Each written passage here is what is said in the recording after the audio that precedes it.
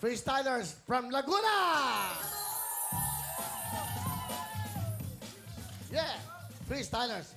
Okay. Magandang gabi, Kuya Will. Okay, magandang Paring hapon. Will, Lat, ikaw ang kanilang leader?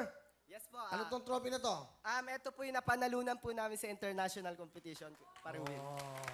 Saan? Panalo po tayo, Kuya Will. Yung unang first compete po namin ay sa Shut Up and Dance International Hip Hop Competition sa Malaysia.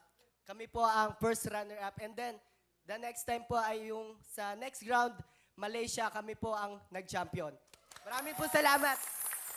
Galing ah. Ilan kayo lahat? Kami po, nandito po kami, siyam po kami ngayon dito. Pero nanalo kayo, paano kayo pumunta? May tumulong ba sa inyo? Ang nangyari po, Kuya Will, kami po ay nag-represent ng bansa. Kulang pa po kami sa pondo.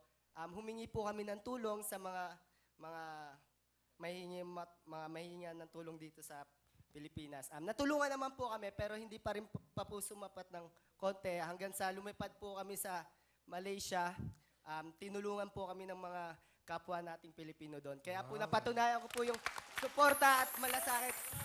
Kami po, Paring Will, nung una pumunta kami doon, hindi namin alam ang gagawin.